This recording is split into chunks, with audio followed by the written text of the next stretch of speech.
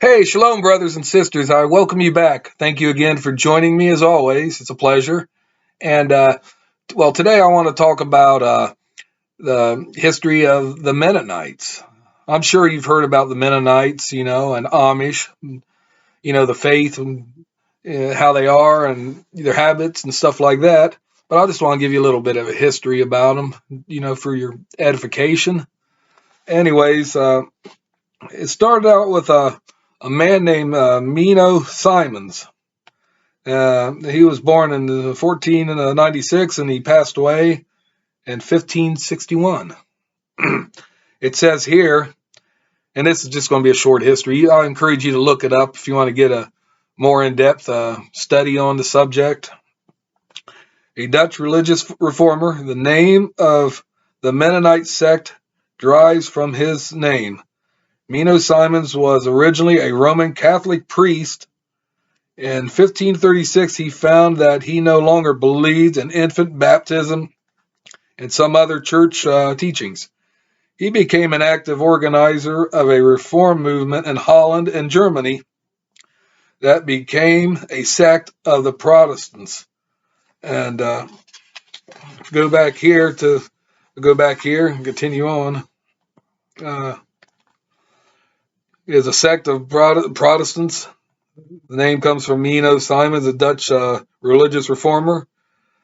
Using the Christian Bible as a source of their beliefs, the Mennonites baptize adult believers but not infants. Mennonites are nonviolent and refuse to take oaths. They are not much concerned with worldly matters. In the past, they have dressed and lived simply and have generally worked as farmers. Of course, you might see them on TV riding in their buggies and things, and they're kind of elusive. They don't really talk too much to Englishmen, is what they call them. The Gentiles are Englishmen.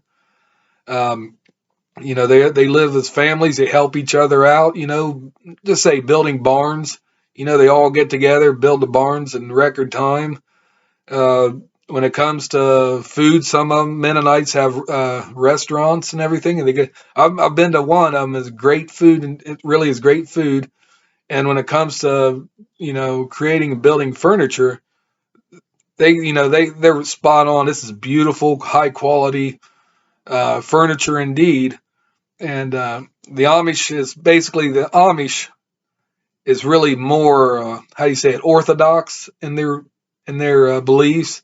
The Mennonites, how do I say it, kind of watered down, where they use some technologies, drive cars, watch TV and radio. I don't know. I mean, it depends. It depends on the group. Some of them might be a little tougher on when it comes to the regulations on technologies and things like that. But like I said, you see them still on horse and buggy. They ride around in a horse and buggy. They have a little orange triangle on the back of their buggies, and they, like I said, they live in like a huge community. They help each other out. They have services together. They believe in Scripture. They're isolated from somewhat isolated from other Protestant groups. They don't start fights. They don't they're not they don't steal. They follow the Ten Commandments the best they can. They derive from the Ten Commandments, and the father is usually the one that's really the head of household. He's the head of household, and what he says goes, as long as it's in a holy and just way, a righteous way. But anyways, I just wanted to share with you this little bit of a history about the Mennonites, because I encounter them quite a bit. I've talked to a few of them here and there, and they're great people, but they're kind of like reserved. The ones I've talked to, kind of reserved, and they're kind of serious. I mean, I've met one or two that actually says some jokes, but in general, they just kind of, I don't want to say stoic, but kind of withdrawn or restrained a little bit. But that's just my observations, of course. And like I said, if you're interested, look them up, check out the history and everything. And I thank you again for joining me. And please give me a big thumbs up and hit that notification bell and subscribe. Watch my other videos. You're invited to watch my other videos. And as always, I thank you again for joining me. Till we meet again, peace out and shalom.